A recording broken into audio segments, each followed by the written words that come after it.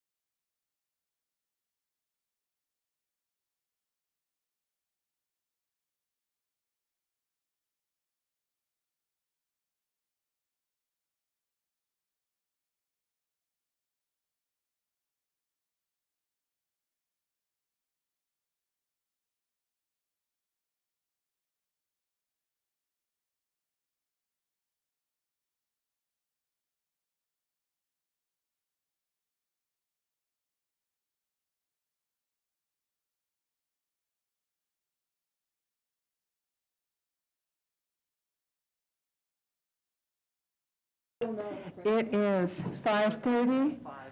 Call to order, please. Roll call. Councilmember Garola, Present. Councilmember Peñalosa, Councilmember Stowe, Here. Vice Mayor Reyes, Here. Mayor Flores. Present. We will now go into oral communications. This is the opportunity to address the City Council on any matter scheduled for closed session. Unless additional time is authorized by the council, all commentaries shall be limited to 3 minutes. No oral communications, then we will move on into City Council closed session. Thank you, Your Honor. There are 6 items before council this evening in closed session. The first, pursuant to Government Code Section 54956.8, comes to Real Property Negotiators Property 256 East Orange Avenue, Porterville, California. Agency Negotiator John Lawless, negotiating party City of Porterville and Porterville Unified School District, under negotiation terms and price. Item 2, Government Code Section 54956.8, comes to Real Property Negotiators Property 287 North Hockett Avenue, Porterville, California. Agency Negotiator John Lawless, negotiating party City of Porterville and Friends of the Library, under negotiation terms and price. Item 3, Government Code Section 54956.95, liability claim, claimant Jose Moreno Martinez, agency claimed against City of Porterville. Item 4, Government Code Section 54956.9, subsection D, subsection 1, Council of Legal Counsel, existing litigation, statewide traffic safety and signs incorporated v. California Professional Engineering Incorporated et al. Superior Court Case number 284137. Item 5, Government Code Section 54956.9, subsection D, subsection 3, Council of Legal Counsel, anticipated litigation, significant exposure to litigation, 3 cases in which facts are not known to potential plaintiff. And item 6, Government Code Section 54956.9, subsection D, subsection 4, Council of Legal Counsel, anticipated litigation, initiation of litigation, 1 case. Staff's report. Thank you. We will now go into closed session. Thank you.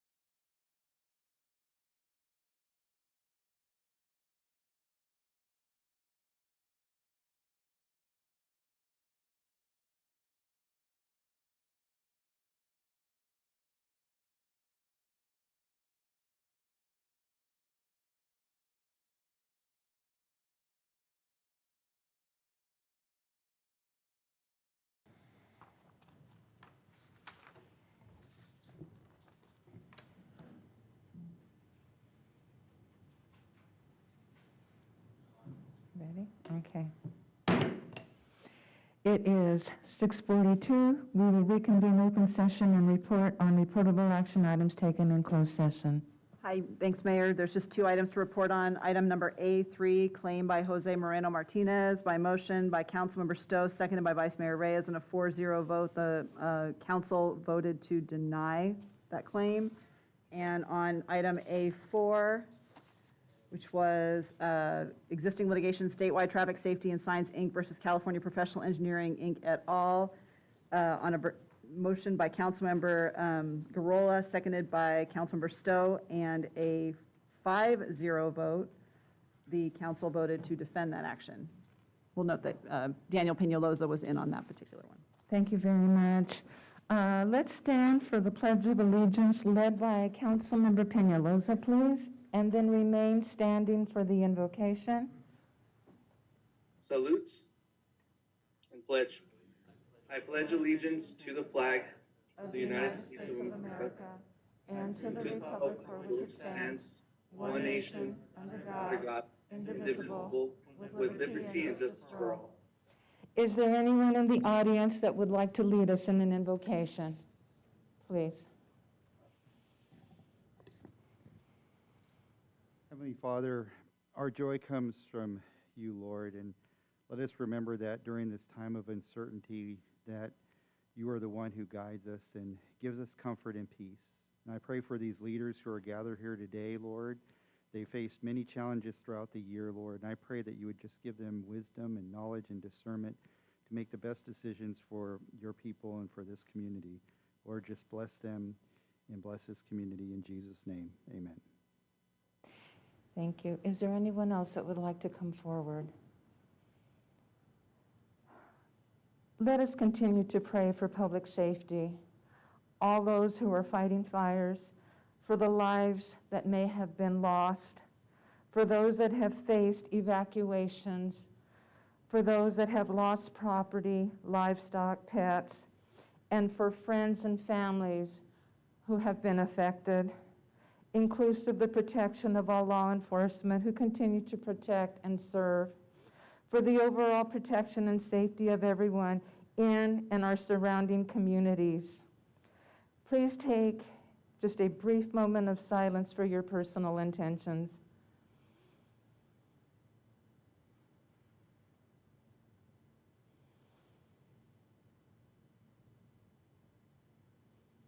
Thank you. You may be seated.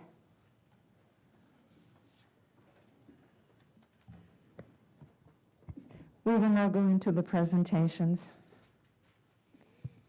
Thank you, Your Honor. We have one presentation this evening, which is brought to us by the Workforce Investment Board, which is the Tulare County Messaging, as part of the Tulare County Messaging Task Force, their Mask Up campaign, which Stafford Chocolates is profiled.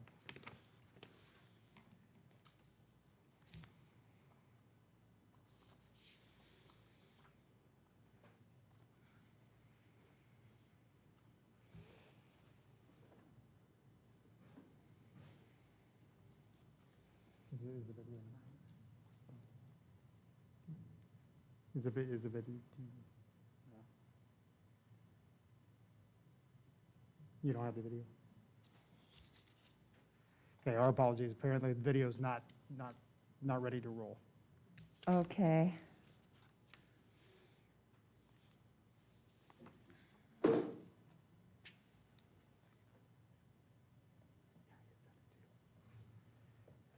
So we'll go ahead and move along. Okay. To oral communications. We can come back to it. Let's go into oral communications. This is the opportunity to address the council on any matter of interest, whether on the agenda or not. Please address all items not scheduled for public hearing at this time. Unless additional time is authorized by the council, all commentary shall be limited to 3 minutes. And we ask that if you approach the council podium to please keep your mask on as you speak, as there are several in the audience today. Anybody wish to come forward, please?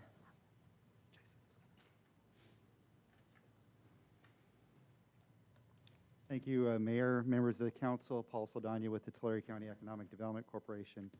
We will be issuing our monthly economic advisory report tomorrow, but I wanted to take this opportunity to provide you a few highlights.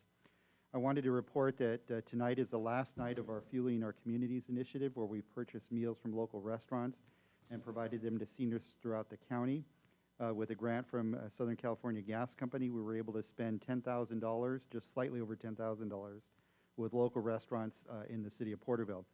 Let me share with you one of the comments that we received from the residents. It said, "Thank you for your kindness and generosity in these trying times of COVID-19, in some ways unique to seniors. During the heat of the summer, it has been a blessing to not have to cook for those unable to get beyond the complex easily, to have professionally prepared, nutritious meals."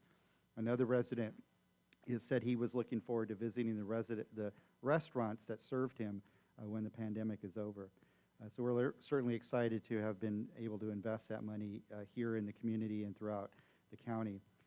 Earlier this year, we launched COVID-19BizAssist.com, which is being recognized with a national award for its response to deliver timely business information to businesses impacted by the pandemic.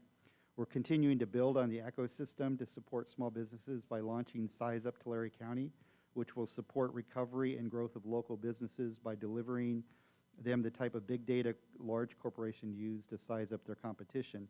They'll be able to identify suppliers, find customers, and optimize their advertising, all with one data tool.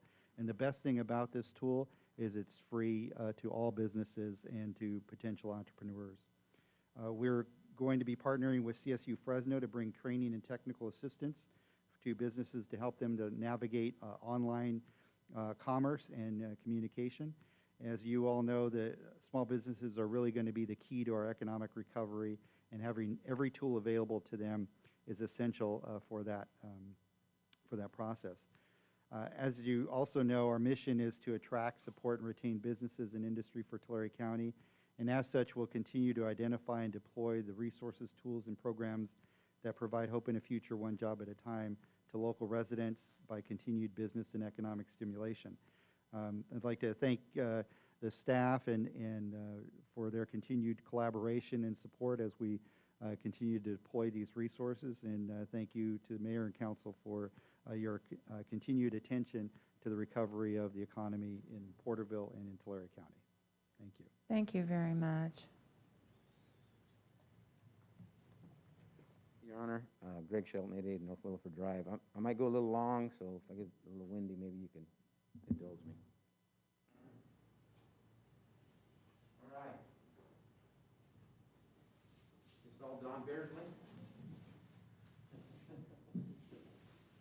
I gave him some ideas. He ran with them and did a stencil and did a sign. But I like them. They're bright. I think they get the point across. Also got some small ones here. If anybody wants one for their yard, you tell me. But the best part of this is the way I repurposed it. This came from the car lot, and nothing like wasting this. And the best part of this sign is I got this from the guy who got it from the guy who got it from the guy who picked it up at the dump when Milt Stowe was throwing it out. It's his campaign sign from 2010, whenever he ran it this time, and it's been rehabbed and reused. So I thought, no, we'll get a kick out of that. Anyway, the second issue is we got the scoring on the cannabis yesterday. It wasn't as good as I'd hoped it was. I wrote my own, thinking that would be more sincere than paying somebody online that really didn't know Porterville. Didn't work out too well, because it turns out the same people that judge them are the same people that give you the test, same people that say the answers. But there are some inconsistencies in the scoring, and I didn't know if there was a method whereby I could meet with staff and maybe evaluate some of what the intent of what staff was trying to get at versus how the thing was scored. And I don't know, and that's a question maybe for the attorney. Maybe they can get back to me on it. And the other thing is, my understanding is if you don't score enough, you're not precluded from being eligible to get a license. You just don't get the 10 minutes in front of the council. And that's my understanding. If maybe if that's not right, maybe if the attorney could tell me that too. So I guess worst-case scenario, if I don't get the 10 minutes in front of the council, I'd still like to be considered. As we've said many times, it's not about who scores the most on it, who's the prettiest, or who's got the sign, or who spends the most money buying their evaluation online. It's what's best for the city of Porterville. That's through that thing all through there, and I believe that the local owner that's devoted to this is probably the best thing for the city of Porterville.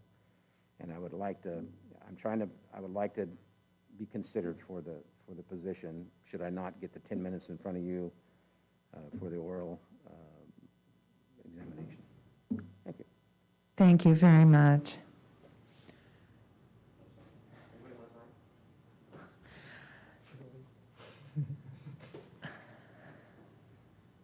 Brock Neely, address on record. Fernando will get you No, that was was Mr. short. Shelton's. That one was Mr. That was a Shelton. 3-second. Okay. Fernando will get you the documents. I think emailed him this morning. There was 2 studies on the new type of mosquito we have in the area. They're particularly a big nuisance because they fly and bite during the day. The bite will last 2 to 3 weeks. They also carry a lot more nastier diseases like Zika, malaria. There's a couple of others that are listed on one of the studies that was actually listed as a pandemic in Africa. One of the side benefits, if we do decide to annex into one of the mosquito abatement districts, drive through the city of Tulare. Tell me how many weeds you see growing between the gutters and the street paving, or between the gutters and the sidewalks.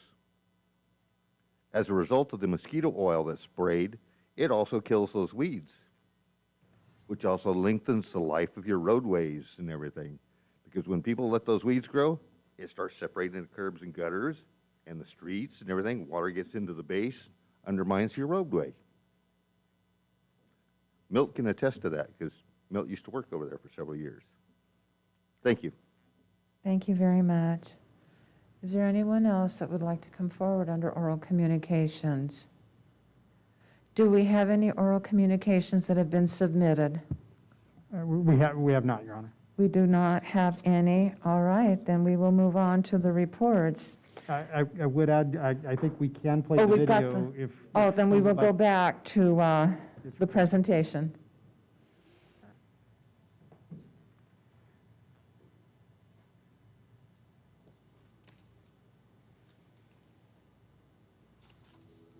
I'm Rob Taylor from Stafford's Chocolates in Porterville. I know you don't like wearing masks. You know what? Neither do I. But the folks here at Stafford's, we miss you, and we want you back sitting at our tables. So please, wear your mask, wash your hands, keep a safe social distance, and stay home if you're sick. Do it for your friends, do it for your family, do it for the people you love, do it for yourself, do it for Tulare County.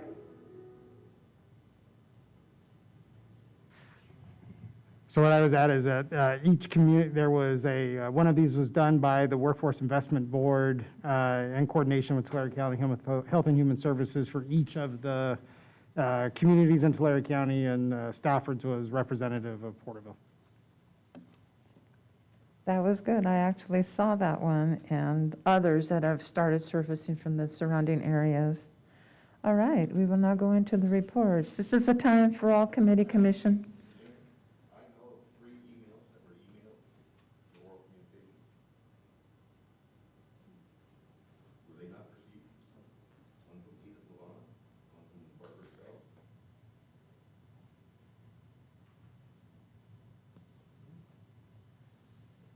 Not received? Okay. Thank you for that. And absolutely no electronic correspondence has been received.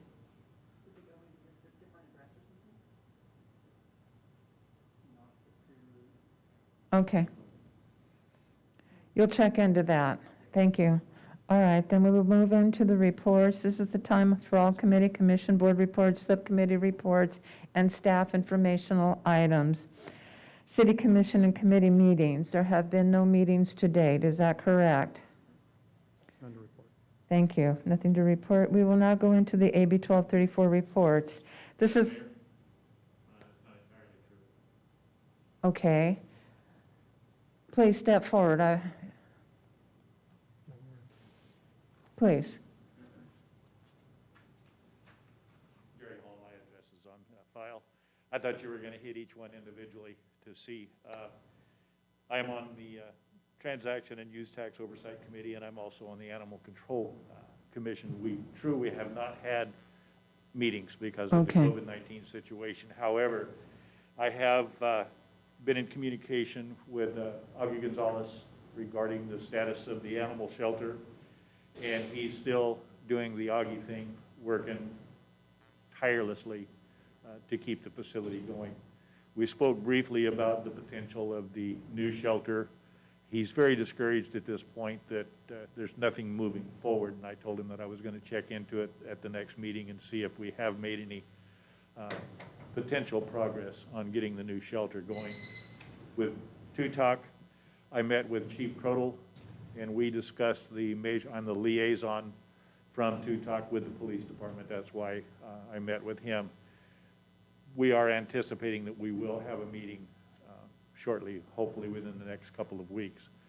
But Chief Crodel and I went over the major I budget items, and so far the police department is still right on track with everything that they have to deal with all of our bond issues that fund the special officers that they support. Thank you for that, Jerry. I just have a question, a side note, not directed at you, but the committee meetings will be hopefully scheduled soon and virtually? Well, with the Tutok committee, it will be a combination. Okay. thereof. It will be both allowed to be in-person attendance as well as Zoom option. Thank I you. spoke with the chairman of Tutok just before council meeting today, and what we are going to try to do is to find a location to have the meeting so that we can properly socially distance Thank you. that location. Okay, thank you very much. Now we'll move into the AB 1234 reports. This is the time for all AB 1234 reports required pursuant to Government Code 53232.3. We will begin with the City Council COVID-19 Ad Hoc Committee meeting for September the 3rd. I believe there were two meetings. There was one also on September the 14th. Council Member, Vice Mayor Reyes? Thank you. All right. So the meeting on the 3rd for the City Council COVID-19 Ad Hoc Committee, we discussed mostly the applications that had been submitted with the guidelines that we had put out for safe dining outdoors. And at that point, we had received applications for two locations, one, the restaurant New China, as well as some drive-through, some questions about drive-through dinner applications that we were able to talk through for one of the local groups, the Elks Lodge, to be able to safely conduct those. So there are guidelines out there that can address a variety of issues with COVID and outdoor dining. So that meeting on the 3rd was to handle those applications. Thank you. And did you want me to, You go ahead if you would like to. Just go ahead and report out on the 14th. Sure. Well, it was just primarily to discuss ongoing ways that we can work with downtown businesses to do outdoor dining, and it's a continuing conversation. So at this point, we're trying to work with businesses to make that happen, as we understand that the times become difficult with COVID, and we try to make every effort to get everybody up and running as best as we can. Thank you. Councilmember Guerrero, did you want to add to that? Yes, I'd just like to add what Vice Mayor Reyes has said, and that is that the City Council has really worked to create some guidelines that would meet the needs of the community based on information that we had received. And we will follow those guidelines as we review other applications. And so just that we are supportive of our community and our restaurant. I expected to see a lot more in applications. So I don't know if people are just waiting until maybe after the fires are over with. Thank you. Thank you very much. And if I may add, Your Honor, Please. the ad hoc committee actually met twice. They met subsequent to the noticing of this agenda. So they met on September 3rd as noticed in the agenda, and then met also yesterday on September 14th. Thank you. We will now go into the Eastern Tule Groundwater Sustainability Agency. Vice Mayor Reyes? Thank you, Mayor. On the 3rd, the Eastern Tule Groundwater Sustainability Agency Joint Powers Authority met. Not much to report on the meeting. We did carry over the item that was to discuss the rules and regulations, which there had been substantial input on. But there's also a public hearing dealing with some subject matter on October 1st, and the group felt through consensus that it was better to conduct those discussions and any deliberation on those rules and regulations after all the information was gathered on the 1st of October.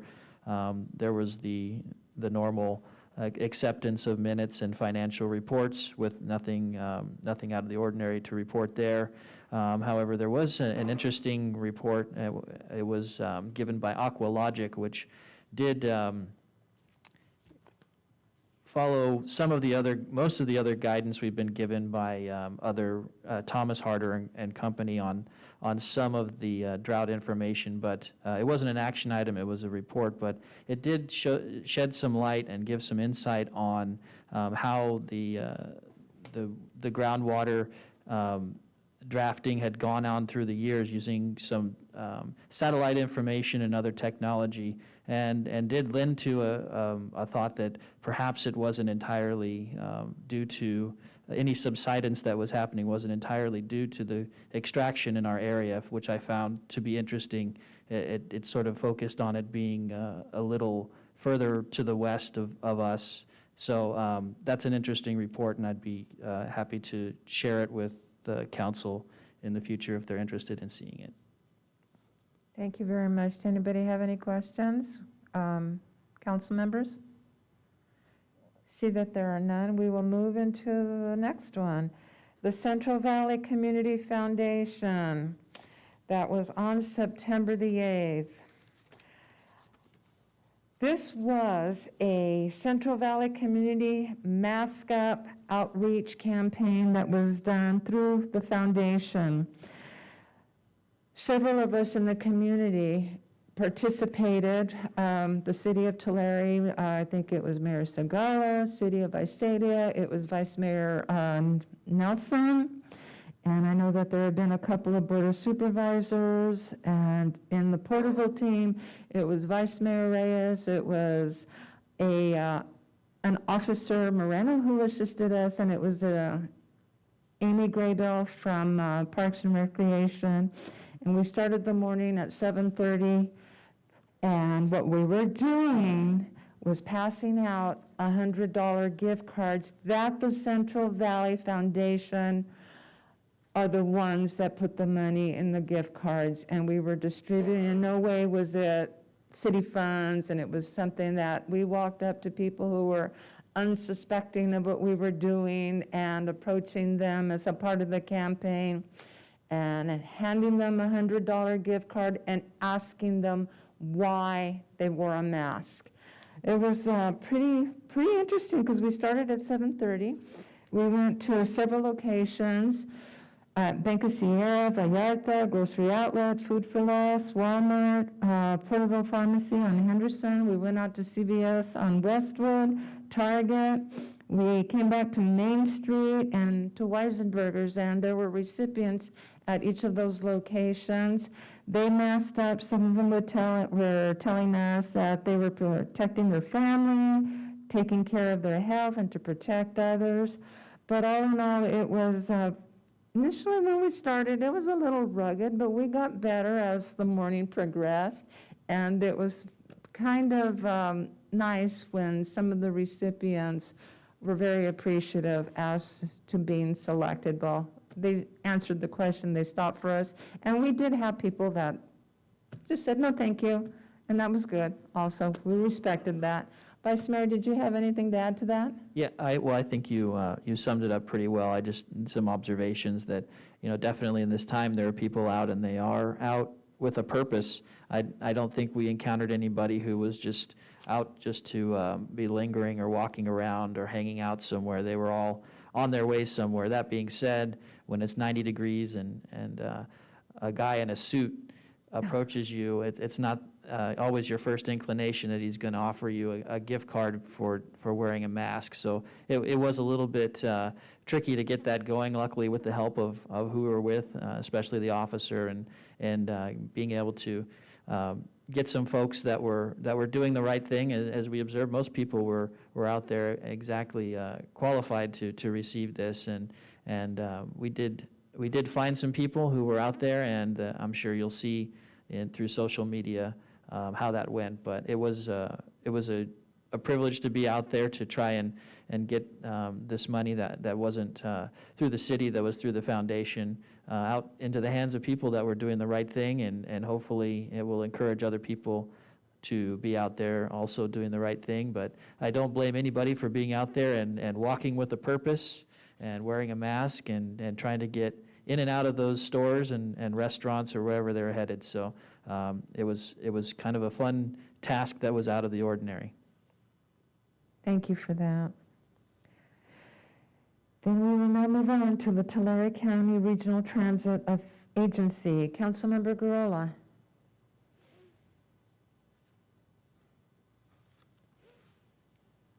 I'm going to have Vice Mayor report on that.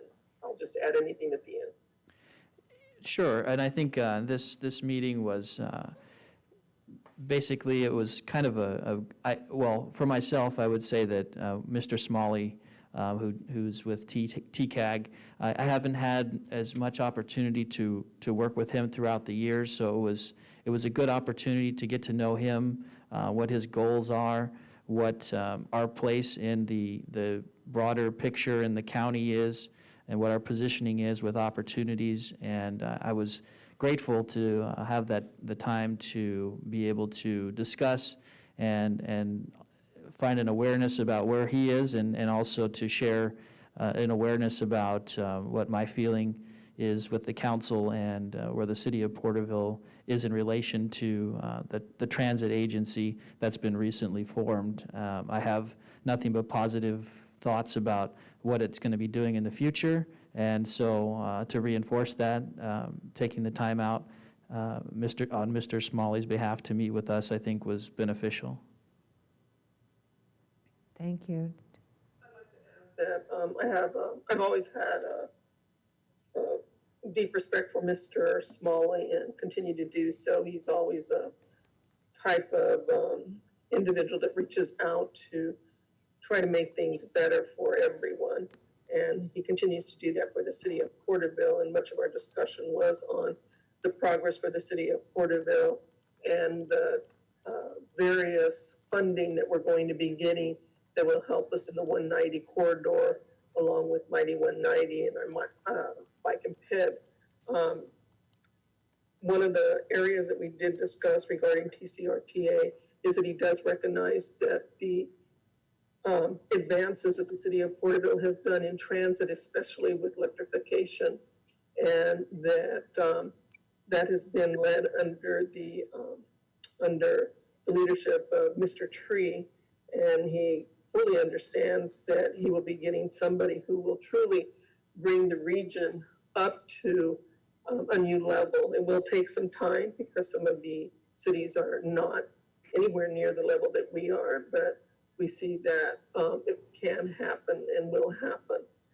I felt very good about the meeting, and it really was just to find out where we stood in terms of TCRTA, and I believe we all said that we were very supportive of it. We would state as part of that group. And so I look forward to the accomplishments that'll be made in the future with that. Thank you. We will now move into the City Council Cannabis Ad Hoc Committee. Vice Mayor Reyes. Thank you, Mayor. Yes, the Cannabis Ad Hoc Committee met to discuss some of the process and the scheduling of the process, in which the council will be made aware of and presented with its opportunity to approve that process on the 6th of October. Also, looking to schedule a meeting for the 22nd of October, which would be a special meeting to consider the applicants that have been applying for the two spots in town, and also with the decision to be made on November 3rd, potentially, should the council choose to approve the process. The pace that this has been happening is, considering the circumstances that we're all in, has been as streamlined as possible, and I appreciate those that have taken the time to work with us, both legal counsel, staff, and also Councilmember Peñalosa for his time. And I don't know if he has anything that he would like to add. Councilmember Peñalosa, did you have anything to add? Yes, I will just say that I think for us, for Vice Mayor and myself, we really spoke about making sure that this whole process is as fair, transparent as we can get it. And so I think we're on board on that. And so, yeah, I think we're turning the corner on this. And so hopefully we'll be, having oral interviews sometime soon. And so, but yeah, I think that's pretty much it. I appreciate staff's time and for on this particular issue and conversation. So and look forward to bringing back to council our recommendations. Thank you very much. And Vice Mayor, you reported out on the other COVID meeting and summarized it, correct? Okay. Then now we will move into staff informational reports. Thank you, Your Honor. Just a single report, which is your monthly water status update, which showed in the month of August, 5% water conservation when compared to 2013. Certainly, August has always proven to be a difficult month from a conservation standpoint, and August showed that again. Cumulatively, the city's still exceeding its conservation cumulative target of 26%, which it's currently at 26.3%. So there was 26 notices of violations issued, as well as 6 citations. Thank you. Did anybody have any questions? No I'd like questions? to thank the community for the work that they've done in conserving water to place us in a good position that we're in. Thank you very much. All right, we will now move into the consent calendar. All consent calendar items are considered routine and will be enacted in one motion. There will be no separate discussion of these matters unless a request is made, in which event the item will be removed from the consent calendar. All items removed from the consent calendar for further discussion will be heard at the end of scheduled matters. Council, items 1 through 10, any conflicts, anything that needs to be pulled? Any? Move for approval of items 1 through 10. We have a motion for the Second. approval of 1 through 10, and we have a second. Be no further discussion. Please call for vote. Councilmember Gurrola? Aye. Councilmember Peñalosa? Aye. Councilmember Stowe? Aye. Vice Mayor Reyes? Aye. Mayor Flores? Aye, passes unanimous, 5-0. Thank you. We will now go into scheduled matters. Thank you, Your Honor. We have 3 scheduled matters this evening before the City Council. The first is the consideration of a CDBG CV business assistance loan, and Mr. Ridenour will provide the staff report. Thank you, Mr. Lawless.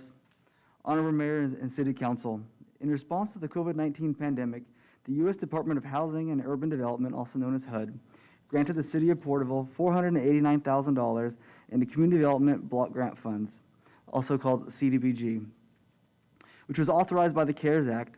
Following, on June 2nd, 2020, the City Council approved an amendment to the fiscal year 2019-2020 CDBG Action Plan to include the CDBG CV funds to be used for economic development. An addendum to the revolving loan fund, specifically for CDBG CV funds, was added to the RLF guidelines to include a forgivable business loan, which we call BAP-CV, for businesses operating in the City of Porterville that were affected by COVID-19 to help them prevent, prepare for, or respond to COVID-19. CDBG CV funds follow the same economic development rules as entitlement CDBG funds, with a few waivers and flexibilities granted under the CARES Act. In addition to the CARES Act requirements that the funds be COVID-19 related, the business must continue to meet a national objective and not be a duplication of benefits. To document the national objective, 51% of the created or retained jobs must be held or made available to low or moderate income persons, and demonstrate that if not for CDBG CV funds, these jobs would be lost or not created. Additionally, the business must create or retain one full-time equivalent permanent position for every $35,000 of CDBG CV assistance.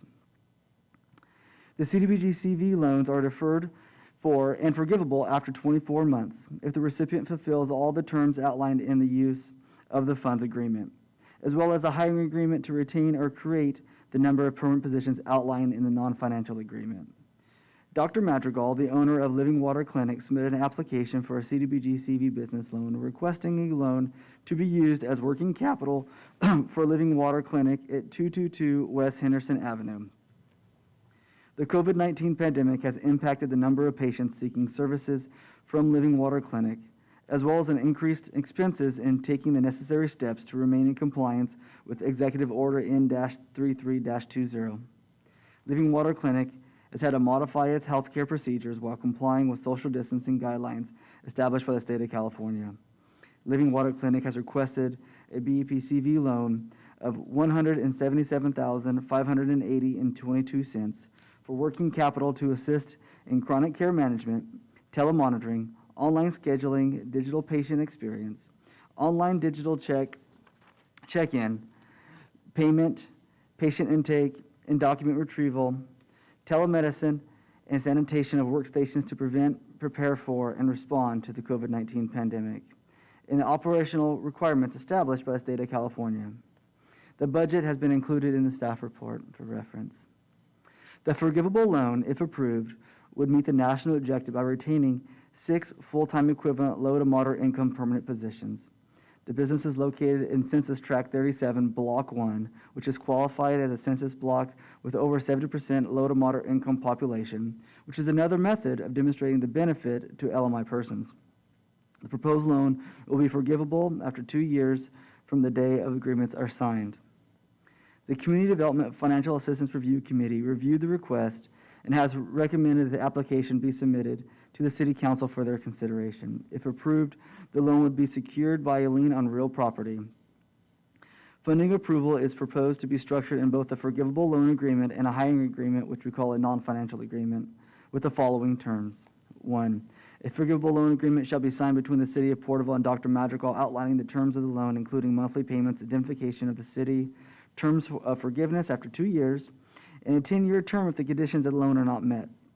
Payments will be deferred for 2 years. CDBG funding will be dispersed to be used for working capital to prevent, prepare for, and respond to the COVID-19 pandemic in adhering to the social distancing guidelines.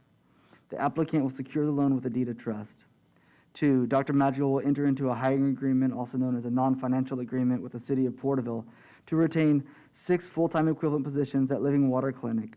The agreement will include language to assure that 51% of the jobs retained or created by the CDBG funding will be filled by or made available to low to moderate income persons.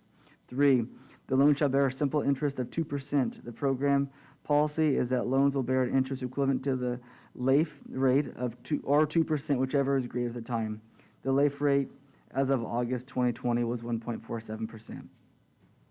4, if at any time during the agreement, Dr. Madrigal fails to operate the business located at 222 West Henderson Avenue in Porterville, California, as Living Water Clinic, or moves outside the city limits, the current loan amount for the project, including interest, shall become due and payable to the city of Porterville. Staff's recommendation is that the city council consider the CDBG CV forgivable loan request in the amount of $177,580.22 for Dr. Eric Madrigal under the terms and conditions identified in items 1 through 4 in the staff report, and authorize the mayor and city manager to sign all documents and agreements necessary to complete the project. Staff's available for questions, and the applicant's representative is in the room, as well as the applicant is watching live on YouTube. Thank you. Council members. Yes, I have Councilmember, a question. please. Let me go back to it. So the digital appointment, the reminder, chronicle care, management, telemonitoring, all those things, all those types of softwares he currently doesn't have, and he's implementing them in order to meet the COVID social distancing requirements. So there's two scenarios. It's either that he doesn't currently have them, he's going to implement them, and some of them he has implemented, but he needs assistance in paying for those to be able to continue to operate during this time. Oh, I see. So if he maintains the agreement that you just outlined, is it 24 months? Then it's Correct. forgivable? Correct. Thank you. Councilmember Peñalosa, did you have a question? It was along the same question that Councilwoman Gorilla had. I was just curious to know whether that specific software that they were going to implement, was it new or was he going to build on what he has? But yeah, so I got my answer. Thank you. Councilmember Stowe? No questions, Your Honor. No questions? Vice Mayor? No questions, just making sure that that all other aspects are in compliance with signs and all those things. I'm sure you've checked all that, but no real questions on the loan application or any of those things. And I think we previously discussed any of the guidelines that would be applicable to the loan, so no questions there. I don't have any questions with regard to the loan. I just have a question of curiosity. How many applications have we received to date? Yes. To date, we have had 39 inquiries. We have received a total of 9 applications, and we're expecting 2 additional applications. So we have funded 2 applications so far for a total amount of $65,642. We're pending approval tonight of Living Water Clinic for a little over $177,000. We're in final review and hopefully to take before CIDFARC, that's the committee that we spoke of 3 applications that will hopefully be approved in the next few weeks, and those will equal $113,000. And then in initial review, we have 3 additional for another $133,000. So the total applicants received or under review right now is for $489,492. And so then the additional ones that we're expected to come through, we're expecting to be in about a total of $70,000. Thank you. It pleases me to hear that there are people that are still calling with the interest and that there are the actual applications that will be looked at. Thank you very much. Mayor, if I may, Please. we were just made aware today by HUD that the city of Porterville will be receiving funds for round 3 of the CDBG CARES Act allocations. And so we'll be receiving a little over $384,000 additionally for round 3. So staff will be working with HUD to shore up what the appropriate use of funds could be. That is good news, and it's probably something that will have to be looked at, because anytime there's something that comes back that probably a different criteria or something that has to be modified. So That is good news. I need to correct myself. I'm sorry, I was $10,000 off. It's $393,000. I apologize. Okay, thank you. It's wonderful news, of course. And if I may, just Please. now, and as we start off with it, hopefully it illustrates to other businesses out there when they hear the details that this funds will be applied to, that they can think within their needs and be able to illustrate as clearly something to apply these funds to, and be able to apply for these additional money that we get, because it is there to help businesses. And thank you for the outreach, because there are people that are working with the business owners in their application process and in making sure that they have the paperwork and their plans put in place. That is good. That's good to hear, too. Okay, let's bring it back, council, to the consideration of Mr. Madrigal's loan. I would make a motion to approve the forgivable request in the amount of $177,580.22 for Eric Mandrill under the terms and conditions that have been identified 1 through 4 in the staff report. And I will go ahead and second that. We have a motion and a second. Is there any further discussion? See that there is no, pardon me? Oh, okay, I said you caught my attention. And I said, all right, see that there is no discussion.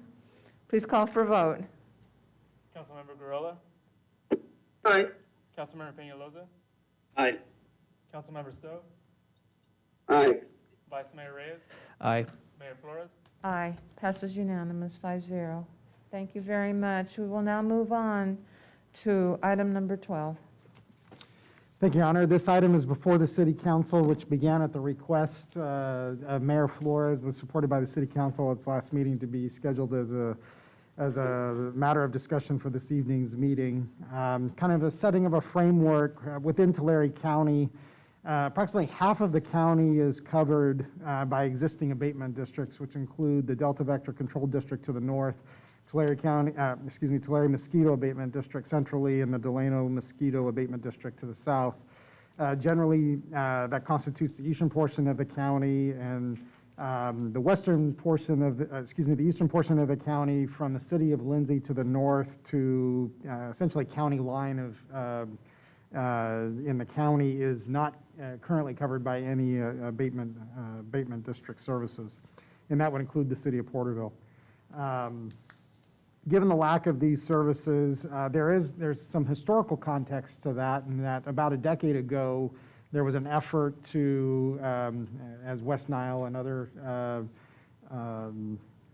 diseases transmitted by mosquitoes was being prevalent, there was an effort to look at creating or annexing this area into one of the existing mosquito abatement districts, which was Tulare Mosquito Abatement District. And a summary of that effort has been provided in your agenda this evening.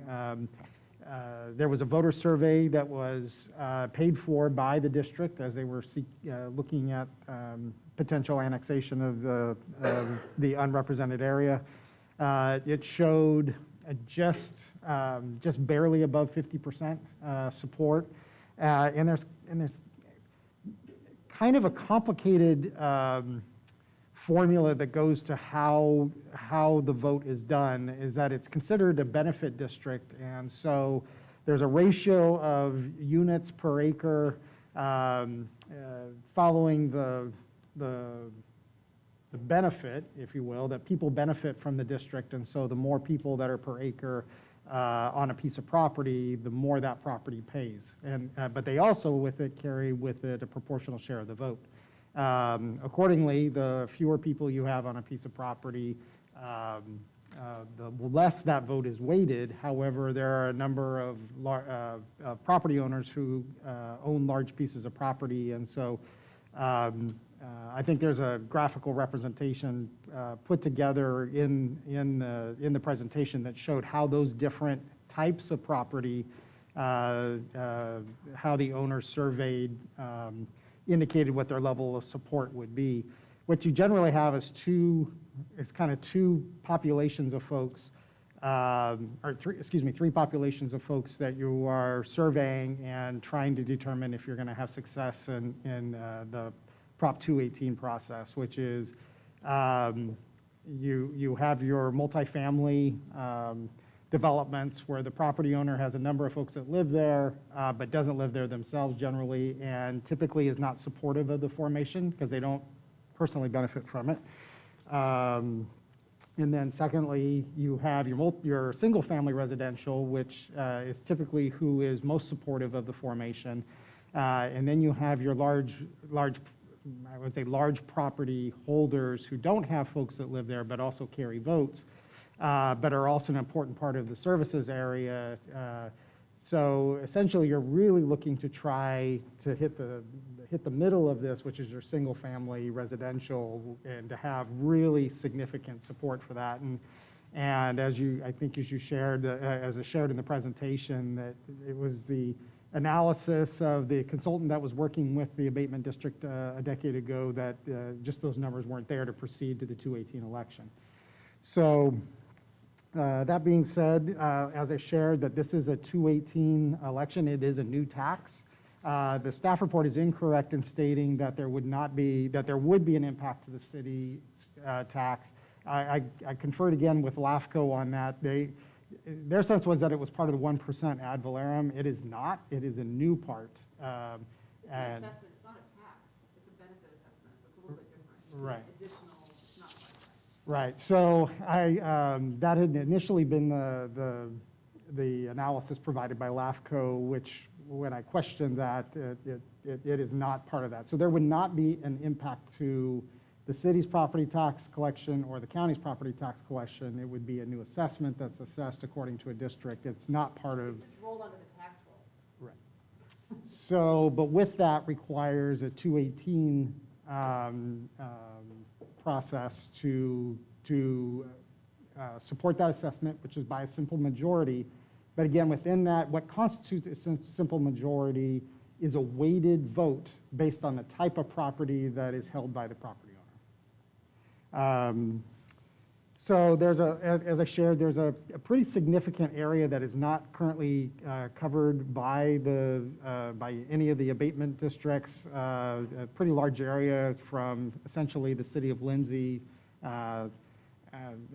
I would say generally saying to Ducor. That's kind of the eastern portion of Tulare County.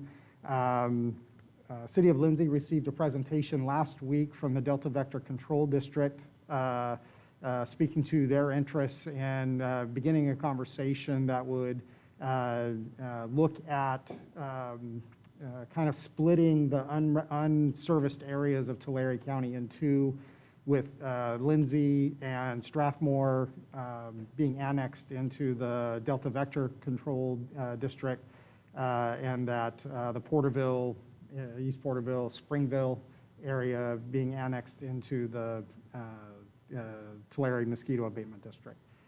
With us this evening is Mr. John Avila. He's the general manager for Tulare Mosquito Abatement District. He's been kind enough to be here. If you have any questions, there is correspondence that was received from him in regards to a new mosquito that has made itself prevalent in Tulare County. He did inform me by email earlier today that he was notified by Tulare County Public Health that there has been, I guess, a case of West Nile virus that's been now determined to be in the Porterville area as a result of mosquito. That's new information that was presented just this afternoon. So I asked Mr. Avila, and he was very responsive in our discussions last week. We've actually never personally met, talked on the phone, and corresponded by email. I believe he's back there. I believe he's sitting back there. But I did a lot of work on their behalf. Asked what, just if within the city proper, city limits, what would a general services look like for the mosquito season, generally, which is April to October.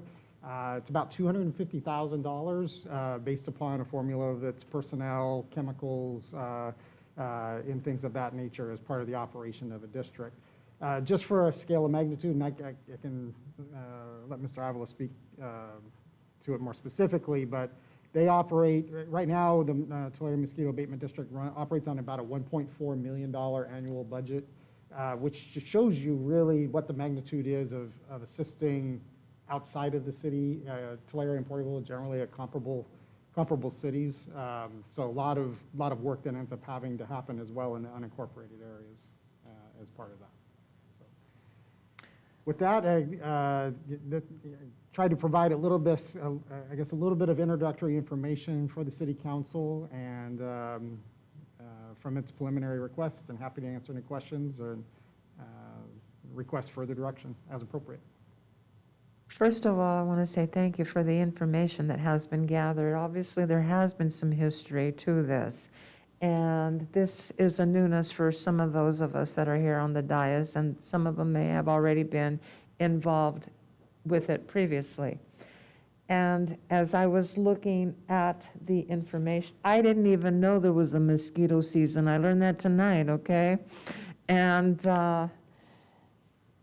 also, in the process of what has to be done, because I'm looking at it, it's a much larger picture. It's a much larger picture than just a city that you would have to be looking at, extending it, and part of that would be weighted in by the county? Or is that something that would have to be a discussion for the outlying areas? Say, for instance, in the scenario of the constituent that had the concern, when I went and looked at her property and their property, it is within the parameters of the city, but then you take it out just a little bit, and there you have the county aspect, and it's further beyond. This is a constituent that was in Councilmember Garola's district that had already communicated with the mosquito abatement district and was concerned that they had mosquitoes there all the time, and the parameters close to Murray Park as well. So she was just having that concern to that regard. And then as I look at what was done in 2011 by the summary, and when this was done in 2011, and the weighted support was not justified, is that correct? The support was just not justified by, and the people that would be paying the most would be the people like in an apartment complex? Is that, If you're looking at it per acre. per that's correct. acre, the people that would be paying more for it? 'Cause the- Mr. Avila, would you educate us here, please? Would you What- please come over here and, Yeah, what I'd also, I'll let us. yes. Generally, and we went through this with Measure I, you're looking at a certain level of support, which would be in excess of 60%, which is what the voter survey didn't represent. So that was in large part the reason they didn't proceed. Thank you. Yeah, so the landowners carry a big part of that, people with acreage, because of the way it's figured in. But, well, we always in the past, we've answered calls for Porterville. We don't never get a lot of them, but we've gotten calls when it's a real bad problem, we've come over and kind of helped. But since this mosquito, the Aegypti, has come into our area, it's increased our phone calls like 500%. We don't even have time to take care of our own constituents, much less come over here to Porterville and help somebody out. So it's a real problem in Tulare and in Visalia for Delta Vector. It's exhausting all of our resources. We have to keep hiring more and more staff because this mosquito is basically breeding in every property that's using water to irrigate their lawns and flowers. We first got it in 2017. We found one. It was towards the end of the season. And then in 18, we found it in a completely different part of town. It kind of spread a little bit around there near the high school. But on the third year, 2019, last year, it just exploded everywhere. So and this year, even more so. So I'm afraid it's going to be a new normal for us. And as far as like the gentleman had said earlier, yes, it will carry a lot of diseases. But this mosquito is just a people mosquito. The mosquitoes we've had in the past will bite birds, preferably birds, before they bite us. And then that's when you get the disease transmission, because the birds are carrying the West Nile virus. They bite an infected bird and bite someone, and that's how the transmission goes. But with this mosquito, it's only biting people. It's very pesky, very bothersome. You don't even see them until they start biting you, and they're biting you down towards the ankles. And but the thing is, so unless you have people with these viruses like Zika, yellow fever, chikungunya, dengue fever, there's not going to be any disease spread. But once, like in Mexico, dengue and chikungunya, there are tens of thousands of cases. So once you get people moving in with those, well, now we have the mosquito that can transmit it between people. So yeah, it is a huge problem. And I'm here, I can answer any other questions. We you have may we have Councilmember Garola that looks like she has a question for you. And then, please, go ahead, Virginia. I have a couple of questions, but in reading the report, it appears they can even, in a bottle cap. Yes, they're looking for small amounts of water. In other words, this mosquito isn't breeding in swimming pools or city ponding basins. It's looking for small pockets of water. It could be a potato chip bag that blew into your bushes that's all crumbled up, and it's carrying these little pockets of water. Yard drains are the real prolific in Tulare. The newer homes have yard drains that go from the back to the front with a little cap on them. Those are going like crazy. And toys collecting water in yards and stuff. So yeah, it's looking for small sources, cryptic sources of water to lay their eggs in. Okay. And there's no type of spray that a homeowner could purchase to kill it. The best way is to do is it smogging or the whole area? Well, we don't like to do a whole lot of fogging. What's happening with spraying is these mosquitoes are becoming resistant to the materials that we're allowed to use. So the more we spray, the more that we're adding to the resistance. We're focusing on source reduction and education. So like we're getting people to put, and we do it ourselves sometimes, we've got real fine screening where we put them on top of these yard drains. Utility boxes are another huge problem. These utility boxes are holding water from just runoff from the lawns and stuff. And so we're just telling people what they need to do. Flowers like bromeliads and the other thick one I can't think of the name of. But what they'll do is the people like to water their flowers from the top, not just the soil, but from the top. Those drops will sit in these thick-leaved flowers and be a tremendous source for mosquitoes. And also in flower pots. People have flower pots where they have little dishes at the bottom. They lay their eggs on those dishes. No. So we teach them how to spray it with bleach and scrub them. But it's, like I said, it's when everybody's breeding it, there's only so much you can do. We're doing our best. And, you know, we've had people that called last year that had this problem. We showed them what to do. They called this year, and we're seeing the same thing happening, the same dishes and whatnot breeding again this year is they're not doing their due diligence. They just want you to come out and spray, but spraying is just a temporary thing. You're going to spray. The sprays that they let you use anymore, let us use, are contact sprays.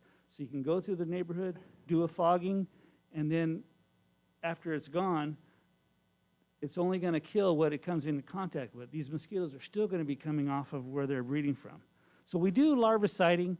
We'll put materials, like in the utility boxes, we'll put like a 180-day, what they call a briquette, that will kill the larva for pretty much the whole season. So we do things like that. But our focus is source control. I had another statement, and I think believe the mayor said it, but I don't believe it's just the city of Porterville that can do it alone. I think we need to also have the county, city of Lindsay, Terabella, which would be the county, in order to make it so that we can have protection for the city of Porterville as well. I believe we all need to be in on it together. So, and I don't know what the cost is. I read that it used to be $16 a year, so I don't know if that's gone up either. Yeah, we don't know much about the cost either. That's, when we put that proposal last year on the sample balloting, it came to $16 per household, I guess it was. And obviously it wasn't well received. We needed, the consultants we worked with said, look, you got to have a 60% or better before you put this to ballot, because it's awfully expensive to put it on the ballot. So our board, when it came back like 52%, Lindsay was a little more favorable. They were like 53 or 54, but Porterville was at 52. They just felt, the board felt that they didn't want to take the chance and take it further. Councilmember Peñalosa, you look like you had a question? No, I didn't have a question, Mayor, or just like comments. I think that this is, I appreciate this conversation. I didn't realize that this new mosquito had come into the area, and I personally have been bit like, I would say over 30 times in the last month. And so it's just, this is really serious. And I'm curious, maybe this is for staff, but currently what are we doing as a city in regards to the mosquitoes? Like what are currently our options that we're doing currently? Well, typically, these activities are taken by mosquito abatement districts. That's, Mr. Avila is here to talk about those districts that do those kinds of activities.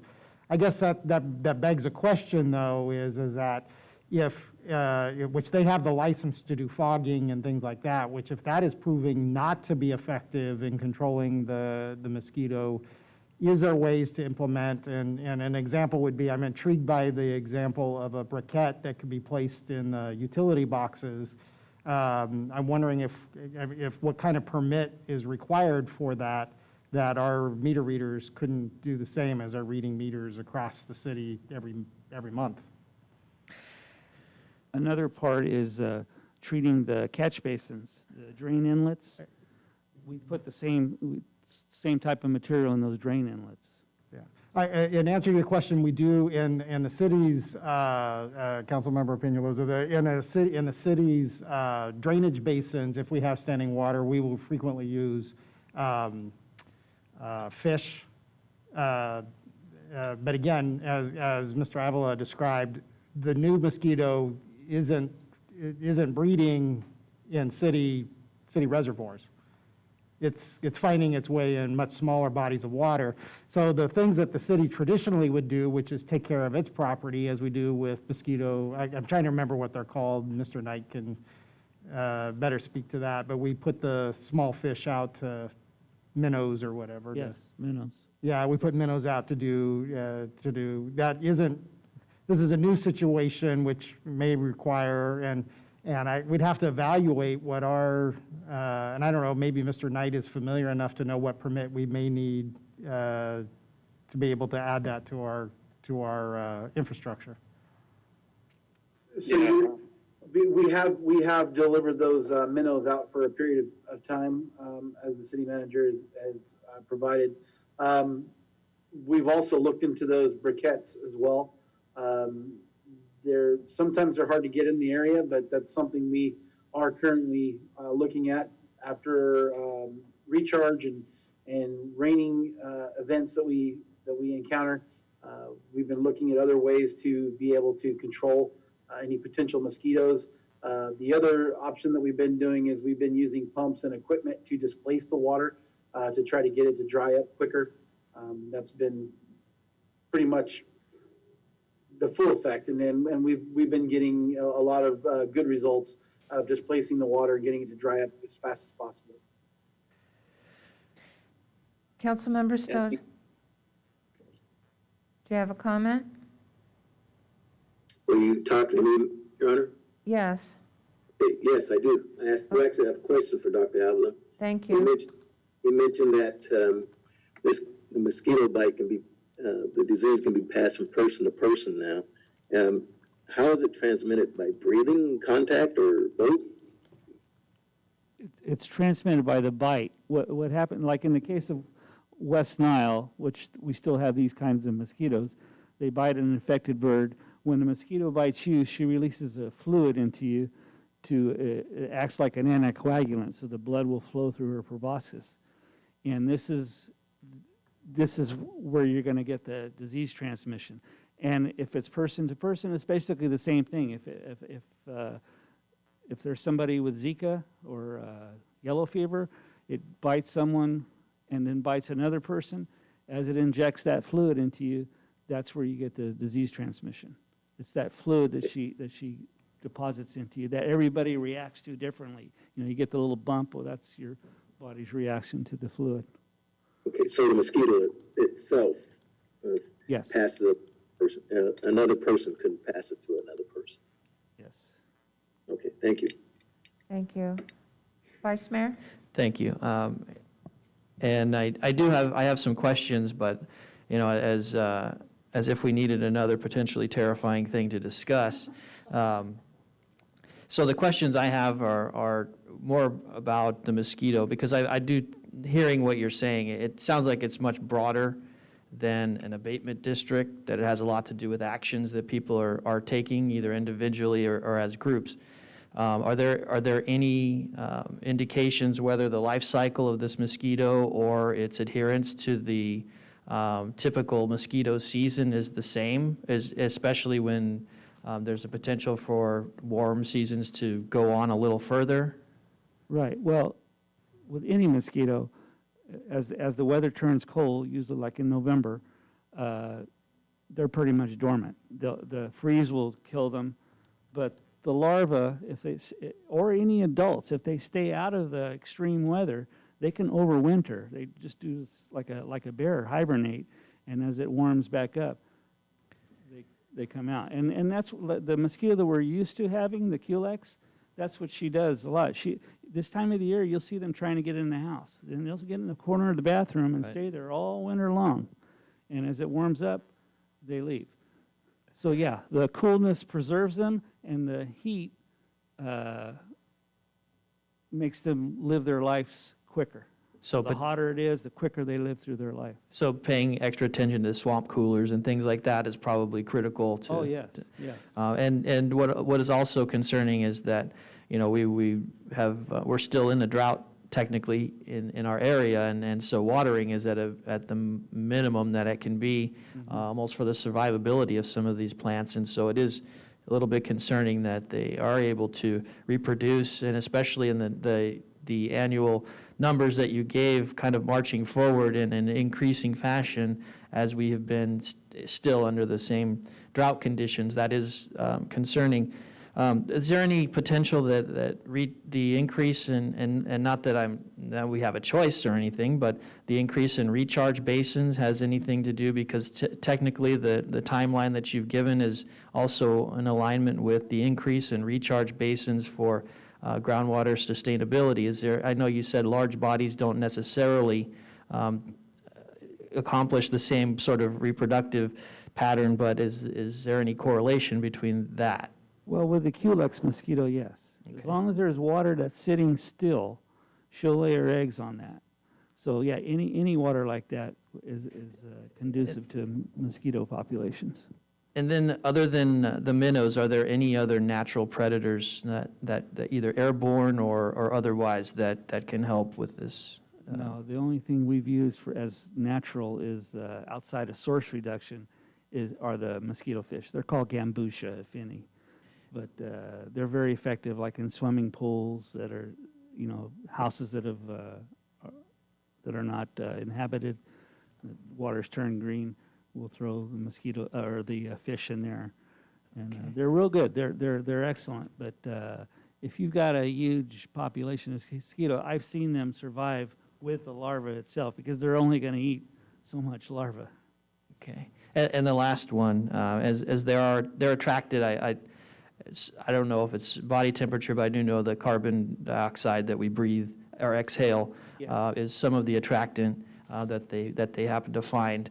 Are there any steps that you know of that, I'm thinking of like activated yeast or anything that would sort of act in that same fashion in a trap that could help people in the event that they do find mosquitoes that have come indoors or even in a gardening area or something that could temporarily help, or at least to observe the amount that are in their area? Well, that's what we use. We use these traps that have this mixture, this infusion, of what we call it, with the yeast and rabbit pellets, and we set a little box on top of this, and they fly up into the trap and stay there. They're not able to come back out. There's a fan that keeps pushing them inside. So that's something we do only overnight, because the batteries eventually are going to die off.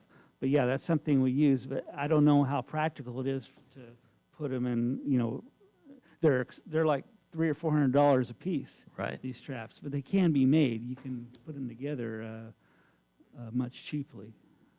Okay, I appreciate that, and for those answers, thank you. Just a moment, Mr. Hall. This is a scheduled matter. It's not a public hearing. Otherwise, I would give you a courtesy. Maybe afterwards, but this is for council consideration. I'm going to bring it back to council right now. First of all, I want to thank you, Mr. Avila. You've addressed a lot of issues and a lot of concerns that we had, and the mosquito abatement process is one that is an educational process in itself. And seeing that it would have to be a bigger picture to include the county and to include the cities and the outlying areas, what is the council direction? Would you consider that we have that five-party discussion at this point and ask more questions as the process continues? I would. I'd like to see us, first of all, I'd like to have the abatement here in the city of Porterville, but I don't believe it's going to be productive unless we have those communities surrounding us participating as well. I mean, we're going through COVID, we're staying inside because of smoke, and now I don't want to go outside because of mosquitoes. So we have to do something. Okay. Councilmember Peñalosa? Yeah, I'm in agreement. I think we need to, I want to continue having a conversation around this. I do believe, along with the Councilwoman Gurrola, that it needs to be a collective effort if we really want to mitigate the mosquitoes in our region. So I would say I really want to have a further conversation with other jurisdictions to see if this is something that makes sense for them, because going back to it, I don't think if we do it just the city of Porterville, it may do some good, but I think it has to be a regional effort. Thank you. Councilmember Stowe? I definitely would like to collaborate with, the county and other cities in the area. But however, I do think even if we just had it in Porterville, it'd help. It'd just help our citizens, it'd keep the surrounding area basically clean, I think, without, we may have some transports come in from other areas, but they would soon be collected or died or whatever the process it is to get them. But, I think every little bit helps, and I think we ought to consider it considerably. Thank you, Vice Mayor. Thank you. I think, considering the questions I asked, I do believe that we should look for a regional approach to this. Although I do think we should consider, especially with vacant properties and that we do some, at least reportability on that, whether it's through My Porterville, that we can just at least observe what's happening, and also, since we know that our area, and I think the whole county, for that matter, is, especially when the weather gets hot, is prone to travel to other areas. And given the information we've learned, and it's one thing to look at it in a singular mosquito-esque fashion, but when you consider the behaviors of people that are traveling or also carrying diseases that they may acquire somewhere else, I think that in the larger picture, that's ultimately what we want to prevent. I think we can all stomach having a bite for a week or 2 weeks and be able to get some pain relief and avoid that in our household, but it's the things that follow that I think are a little bit more frustrating and we can be a little bit more fearful of. So I think taking whatever precaution we can up front and looking at the whole picture, and maybe not hoping to overextend an abatement district in what they're doing for things that other people need to maybe consider. So I do think we need to approach it regionally, but also I think we need to have a little bit more awareness to the public for what they can do, and if it's not just for them, it's at least for their neighbor. Again, something else to consider that I didn't think I would have to necessarily worry about, but definitely something new and interesting to think about. Councilmember Garola? I wanted to go back to what Councilmember Stowe said, because when I was looking at the graphs that they had presented, if we were to go in with the other partners or coordinate with the other cities, that would take some time to do. And I believe the mosquito period is April to October, so we don't have a lot of time. So maybe we should, and I believe Vice Mayor said the same thing, maybe we should approach it with the city and then also at the same time try to get the others to move in the same direction that we're moving. And that will constitute having a conversation, and that will, to bring it and move forward in that direction. So in summary, a focus within the city, but yet the collaboration efforts to extend it. So I'm that we asking a keep going question, on if it. that, That's what I'm hearing from everybody. okay. I think also understanding that potentially the season is over within a month, and that exercising any substantial amount of funding may not be as effective, and that the observation and the education for prevention and relief for the rest of the season is probably more crucial than any financial investment at this point. The part that I was intrigued in the conversation, and I think there needs to be more staff discussion, which is the means that is the cost isn't the solution. And we may be able I'd like to spend more time with Mr. Knight to look at, can we use our own forces to do briquette? I mean, what are the activities that the TMAT is doing that we could do as just part of our forces doing their, we have meter readers that literally open every utility box every month. We're trying to get away from that, by the way. We're trying to not have, everything read electronically, so trying to get away from that. But it'd be an interesting evaluation to look at what, if you're not fogging things, as is now, which takes particular licenses, which, this kind of reminds me of when we have disposal dates, when the county has certain permits and we have certain permits, are these permits that we can achieve, or are they better left with other agencies that's what they do? But I think it sounds like there are some of these activities that could be self-performed as opposed to contracting for, and maybe at a more efficient cost because there are already activities that we're doing. Okay, that is something that can be looked at, and you can bring it back to us. When you're talking about city-specific kinds of Correct, things. but the city aspect, and it can be brought back to us, and then the consideration to have a future discussion to this regard. I would move that we move it to, would the next meeting be sufficient time, Mr. Lawless?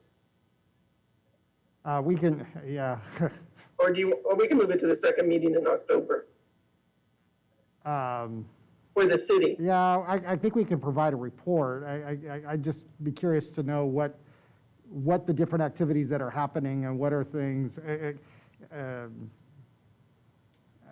I don't want to, there's a lot of different moving parts right now, so I don't want to make Okay. commitments to anybody without having conversations with them. So maybe the second meeting of October, first meeting of November. Because it may mean many conversations to see what is other agencies doing as well, just not one. All right. I just don't want to leave it off the table and make sure that we keep it on the table somewhere. So I would move that we move it to the next, the November meeting, the first November meeting. Or sooner. You just say no later than the November meeting, and we can get back to No you. later than the November meeting. I agree. So do you need a motion on that? We just need direction, I think, at this point, correct? I don't think you're needing, since we're just going to bring it back. We're So, going to bring it back. Yeah. Okay. Alright. There was talk about a regional approach, so is somebody going to reach out to schedule a meeting of that? Why don't we work on the city first? We'll do the city and then we'll go the other direction. Huh? Actually, I think we probably could do both. Our staff members will be working on what we've done, and possibly Mr. Wallace, or we have a committee that can reach out to Lindsay and some of the county supervisors to see if they're willing and interested in doing it, and we can come back at the same time and finalize it, possibly, if it works out that quickly, and it will. I've been in discussions with the city manager of Lindsay and talking about what their discussions have been with Delta Vector, but the county, so that conversation is carried by the supervisors. I can do the reach out. Yeah, so, yeah, we can get with our supervisor and see if he's interested and take it back to their board and I will make that communication reach out. okay, great. Okay. Then we have given ample direction, I believe. And we will be bringing it back. Okay. Forward and providing us with this information. Did you hear that, Mr. Avila? It is greatly appreciated. Yeah. Thank you so much. Thank you. All right. And we'll now move on to item number 13. Thank you, Your Honor. This is your regular status update of COVID-19 activities. Just as a general framework,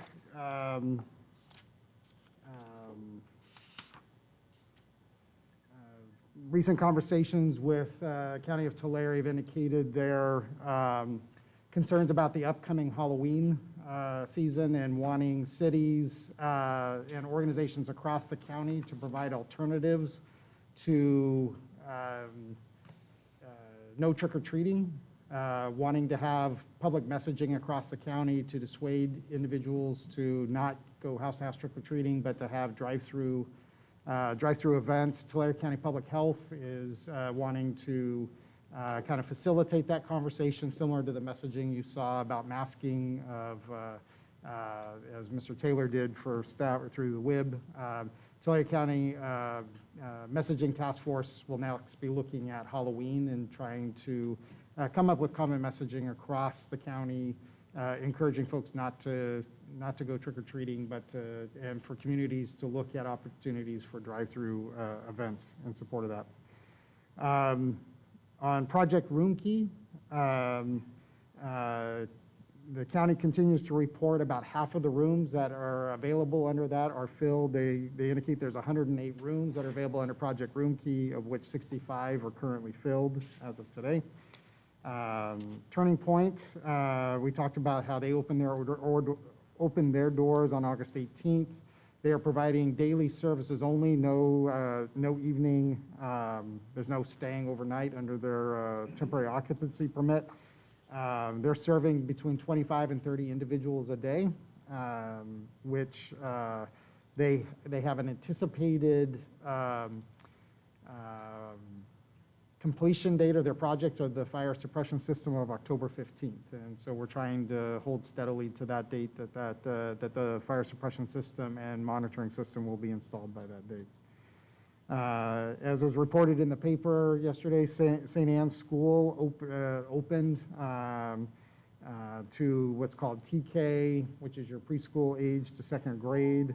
And some of the local school districts are evaluating that option as well and going through the waiver process that the state's made available for that. Porterville Developmental Center is no longer serving as a regional care facility. The last patients were transferred out of there on Saturday, so as of right now, there is no patients. It is in what's called a warm closure, which means that within a 72-hour time frame, it can be reopened. And primarily, the care facility was put into warm closure due to personnel being assigned to state personnel being assigned to assist with fires that are across the state. Veterans Memorial Building has agreed to continue testing through the rest of the year. What is currently in place right now is that the current provider, OptumServe, will continue to do the drive-through testing at Veterans Memorial Building through the month of October. To the 1st of November, there is a RFP that's out right now for testing services, which if OptumServe or some of the others, it really just depends on which vendor is selected for testing. If it's one of the competitors, which is Verily, they don't do drive-through testing. They do mobile testing, pop-up kind of, that's their operating model. So we'll continue to update the council as it becomes available what happens at the Veterans Memorial Building site as of November 1st. But what I can tell you is through the month of October and to the 1st of November will be OptumServe. The city did receive a outdoor dining, an incomplete application, which proposed to do dining in its in parking spaces, which was contradictory to the guidelines that was established by the council. The ad hoc committee met about that yesterday, and there's not been any further, there's no further action to report in that regard. So with that, staff recommends that the council make its finding of continuing need for local emergency declaration. Happy to answer any questions. Council, any questions? Yes, Mayor, I have a question. Okay.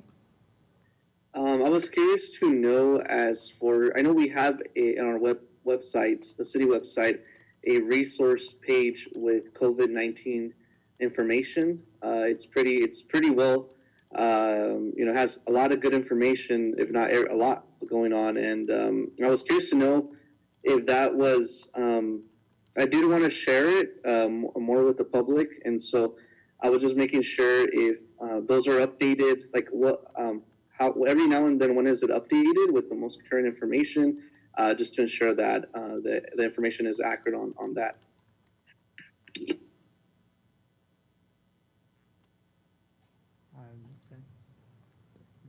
In terms of being updated, I would say I can't speak for the folks that are doing it.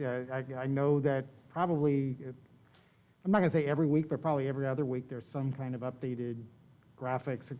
Again, it goes a lot to what is trying to be accomplished across the county as part of a coordinated message. Okay, thank you. So, Mr. Lawless, sorry. It's safe to say that whenever the governor or the county make an update, then it's placed in our website. An update of what? Any kind of COVID change of releases that, for instance, say that the restaurants are able to go back inside. Is that immediately on our website? Yeah, we've done that. So as there are changes, certainly that. In fact, we've gone about, doing additional things, like, for example, with the outdoor dining application program, CDBG. I mean, there's a number of things that we do independently of the county. But there are, what I was trying to, is that there are some of this that is trying to be, and as I mentioned, Halloween will be the next thing you see, or at least that's what I've heard from the county. You first had masking. That was one of the wear a mask or wear face coverings, which you were well in front of everybody else in that. And then the next thing that the county's told me about is a common messaging has been Halloween.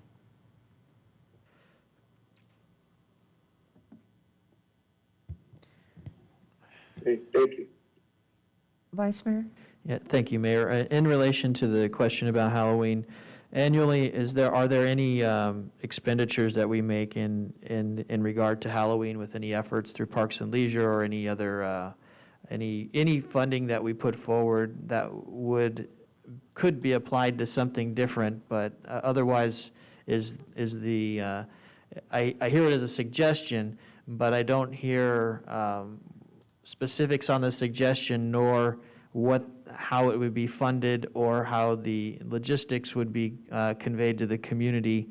Although I would say that we did do some discussion through the ad hoc committee with COVID about how drive-through dinners could work. And so at the minimum, if someone is planning on doing a drive-through trick-or-treat, that some of those safety guidelines for clearance from street corners, lighting in general, distance from parked cars and moving cars and different things could be relayed, but mostly about, with the attempt to do something, what is the funding outlook as far as what we do annually, or if there's been any suggestion as to how we apply that without that being a gift of public funds.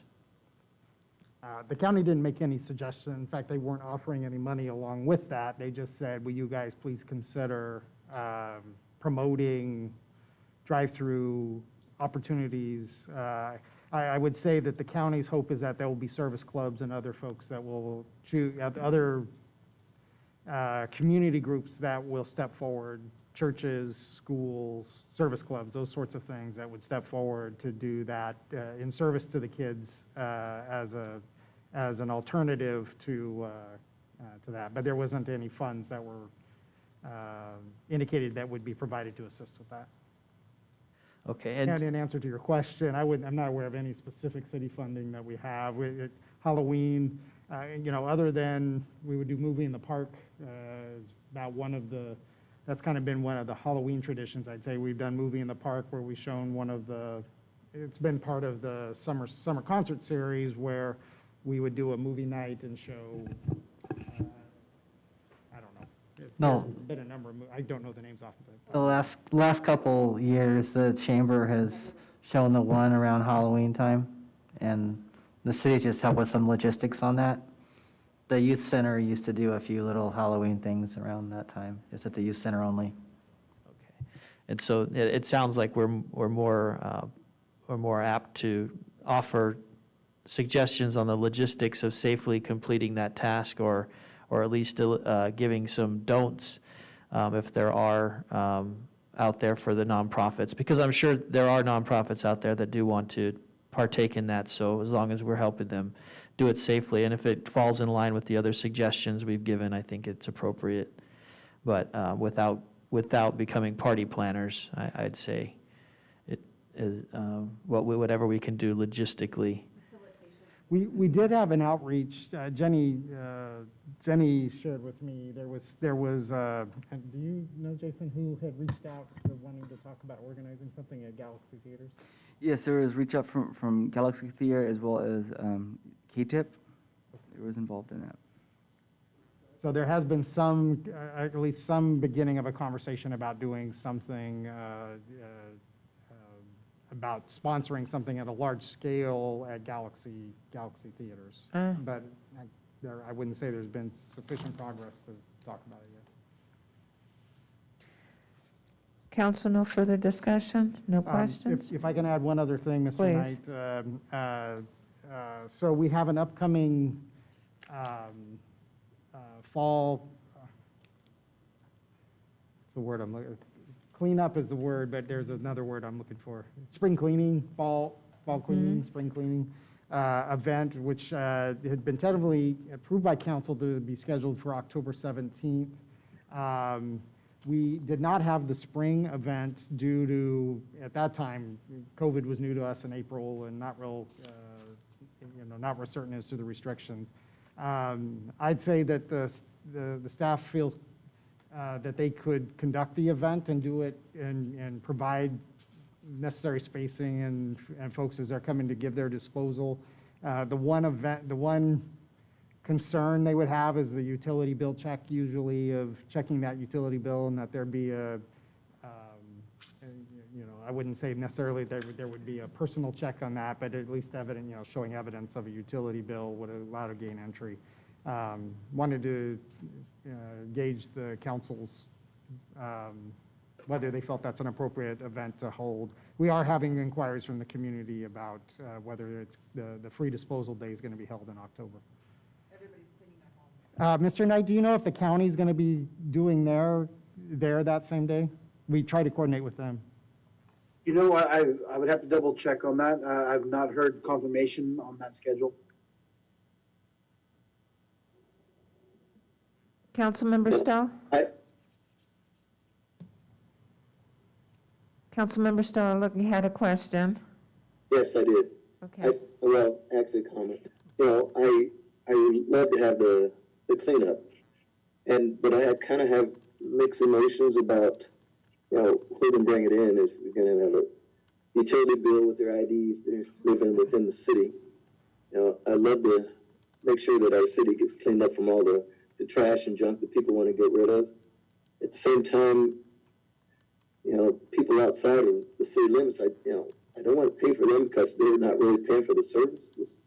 But we're trying to clean up the area, but I still can't see paying for county residents that doesn't pay, into our funding. So I think if we have it, we should have the billing, water bill and an ID, and maybe just bring the water bill and ID and hold it up, and our people can check it safely without touching anything.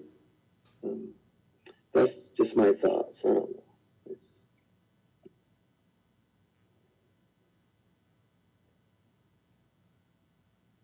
Council members, any input to that? I would agree that if we can get some of the areas cleaned up and people can bring in their trash and whatever, that as long as it's done safely, that'll be acceptable. Maybe just hold it to the window or something like that, but I think it should be pretty safe. Nobody gets off their cars except to pull whatever they have in a truck out. So there shouldn't be any contact with any of the workers. Yeah, that's why I said the only concern that is there, we feel we can protect the public. It's the employee that typically checks the utility bill. That's the only one that's, because we can control the folks that are going in at any one time and those sorts of things. But it's, and not everybody is a pleasant customer to deal with. And I would say everybody has to be wearing a mask, though. Wearing the mask, yes, but I also have to agree that showing the utility bill through the window as we walk, as some of us did the COVID testing at the drive-through out there, everything was done through the window, and there was very little anything, except when we had to pull the mask down, they did the test. Okay. Just didn't want to do something that was contradictory to the council's. Okay. I think, well, the event in itself, I think, is beneficial, and especially after hearing about the mosquitoes, and you could probably get even some bottle caps, everything from bottle caps, planters, old things sitting around that people now will want to make sure are out of their yards. So however we can do that, and then definitely focus it more locally, and being able to show it through the window, I think is appropriate. Okay, well, with that being said, Mr. Knight, you have your direction to that regard, and we'll bring it back to the continuation of the local emergency. Do we have a motion? I'll go ahead and make the motion. I'll second. And we have a second. No further discussion? Call for vote, please. Councilmember Gurley? Aye. Councilmember Peñalosa? Aye. Councilmember Stowe? Aye. Vice Mayor Reyes? Aye. Mayor Flores. Aye. Passes unanimous, 5-0. Thank you very much. We will now go into oral communications. Please. I see you smiling. I'm smiling too. I saw your smile beneath the mask. I'm smirking. Okay. Jerry Hall, address on record. I would like to revisit the report that Mr. Allen made on the potential for mosquito abatement services. For the informational purposes of the citizen, what effect would an informational program to the city of Porterville on the reduction of, or the elimination of the breeding habitat, which the smaller portions of water. Also, what is the gestation and breeding period of this mosquito, and what consideration could be given to the introduction of bat habitat? Would that have any effect on reducing or eliminating the situation? Thank you. You wanted to come up.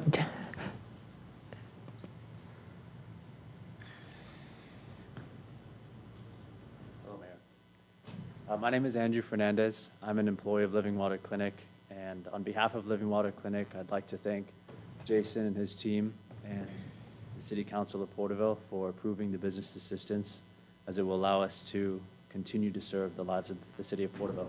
So thank you very much. Thank you.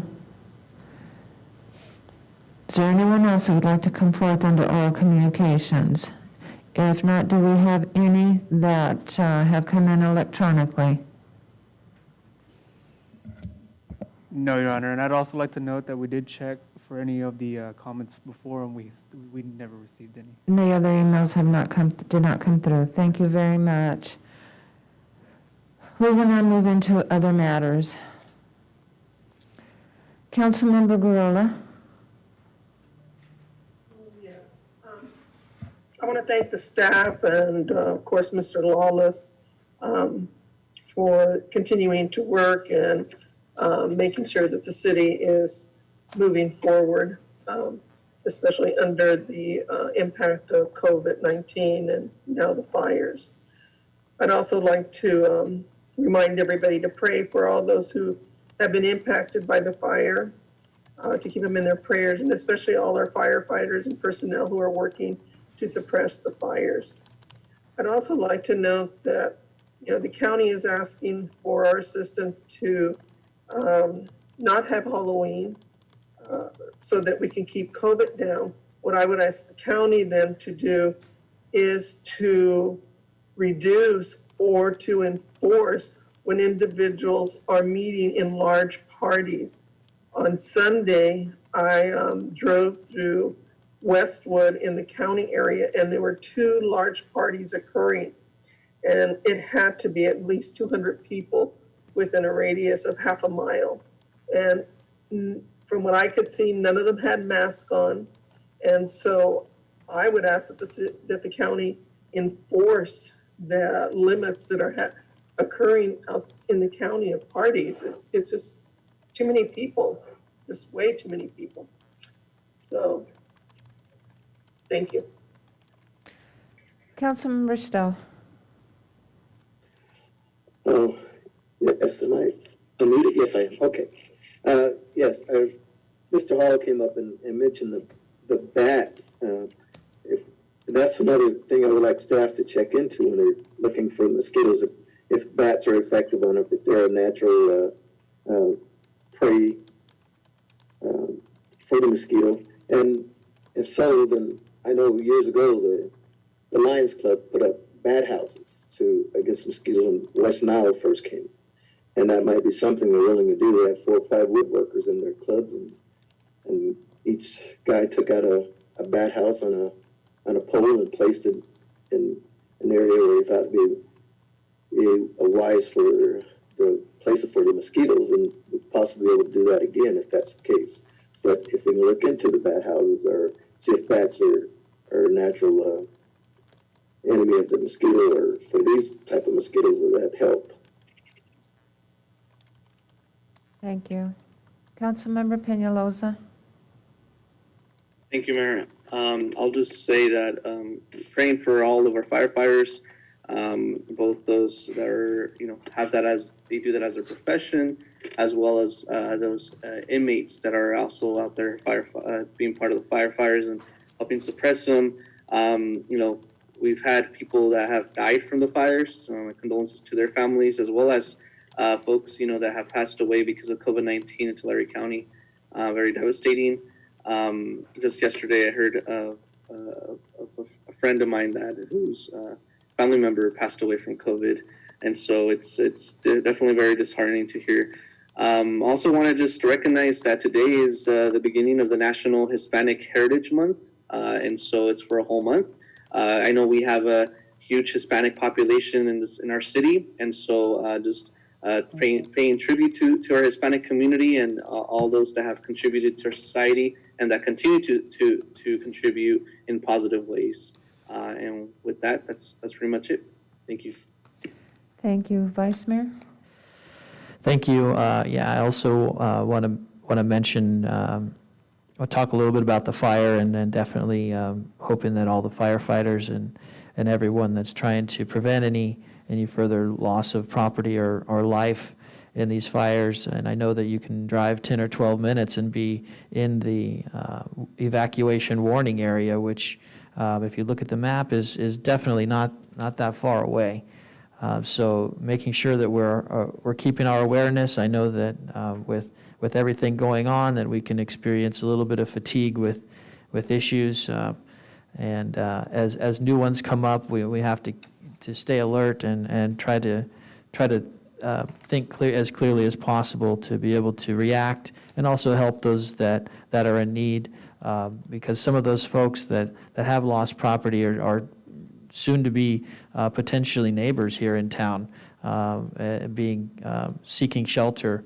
So I think with everything happening, we need to stay compassionate and be aware of what's about to happen, given all of the new circumstances, and then especially, well, not especially, but I guess on the lighter side of the mosquito issue, I did purchase a salt gun, shoots salt grains at bugs that I didn't know what they were, but now I know what they are. And I think I've gotten high blood pressure with all the salt I've put in the air. These little bugs are tough to get at. So, and also, they are pretty close to the house, so I think bats could be effective, but I did hear that these mosquitoes are active during the day, and they are pretty close to my house at this point, so I don't know which I'd prefer, the mosquito or the bat, but it's definitely some more to think about, as if we didn't have enough already, so that's all. Thank you very much. Well, we are nearing the end of the census deadline. And in 15 days, it will be all done. It's been a good 9 months. It's almost like, yeah, it's been about that long since we began working on it. And here is the push. And again, the emphasis is for everybody to participate in the census, for the roads and schools, community programs, create jobs, improve housing, etc. I have been invited by Univision to go on the 23rd to put that final push toward the census. It is my understanding also that there was a January birthday in the House. Mr. Ridenhour? January, I apologize. September birthday in the House. I'm reading over here. Okay. And happy birthday on that. I'm going to call out the names that are on this.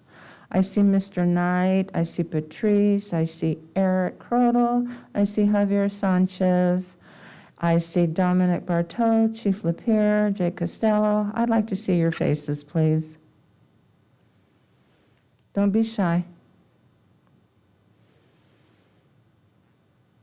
Don't be shy. Mr. Costello, did you not get the memo? Oh, I'm trying to get it on. Trying to turn the video on. Is Dominic, are you exercising? That's what I need to do. All right, there's something I'd like to say. First of all, Mr. Knight, Mr. Sanchez, Ms. Hildreth, again, please know how much you're appreciated. We have Mr. Ridenhour in the house, and of course, Mr. Moore is also in the house. Please know how much you're appreciated during the stress of COVID. And Fernando, lo and behold, you are appreciated. Through all the measures of COVID and all the safetiness and everything else, even in the rotating schedules, Mr. Lawless, your team is to be held in high regard. To the public safety, to our fire chief, and to our chief of police and his staff, you are in our constant prayers. Please know that. As we continue to move forward to the resiliency of our city, through the fires and in our surrounding communities, and those of you who are in law enforcement and are out there and step up to the plate when it's needed, and doing it on a daily basis and on a constant, you are to be held in high regard as well. I mean, it is effortless. This is a team effort. This is a city. And know how much you are appreciated. Thank you for everything that you do. And also, I can see our legal counsel smiling. Thank you so much for all your participation and in guiding us and in helping us and lead the way as well. You're welcome. I can see Mr. Costello. There you are. You learned how to turn it on. Thank you so much. But you heard what I said, right? Were you listening? Thank you so much for that. I can really appreciate at the conclusion of the meeting to see everyone. Know how much you're missed being in-house, okay? Your Honor, Yes. there's a couple of them we didn't have to see. You could have left them off. Okay. I see Dominic over there, and he's got a nice background, and I just want to sit down there. So there might be mosquitoes there. And I can see that. Yeah, I can see that. All right. Well, thank you. Thank you so much. And again, I know that you do your jobs and you do it because it's what you want to do and it's in your heart. But it's those of us that appreciate the protection of our city and our surrounding areas. That includes everyone. Mr. Lawless, thank you for everything. I mean, it is also the drive and your passion. We know that it's the staff behind who is the drive. We know that, but you carry a lot of weight on your shoulders and know how much you are appreciated as well. And thank you for correcting me on Mr. Ridenhour's birthday. I was thinking, what was going on in January? We won't tell how old you are, but happy belated birthday. Please, Mr. Lawless. Yeah, so as you heard, Mr. Ridenhour's birthday was on 9/11, and so it's obviously a very emotional day for our fire personnel and our police personnel. We wish we could have had the opportunity to not celebrate, but to memorialize that date as we've done typically out at Fallen Heroes Park, and hopefully we'll be able to do that in the future. Your police and fire personnel recognize that date as they have been doing very quietly, which is they run the tower the same number of floors as the World Trade Center, and so I think that's a tradition that the departments have had, and appreciate those that participated in that on Friday. It was an emotional day on Friday. It was Jenny's last day, and so a lot of emotions at the staff level on Friday with that. And then, obviously with 9/11 and then with 8 of our personnel that are out of jurisdiction right now, 4 of them up north at Butte, in Butte County, and then 4 that are up with the OES just up the hill. I know Chief Lapierre has been up visiting our folks. He's going up again tomorrow. Appreciate all the, he's been an amazing inspiration. When you talk about folks, Patrice Hildreth and Dave Lapierre have soldiered through this, and they have my eternal admiration for the effort and the passion they put into their jobs. And you know, this is a very wearing time.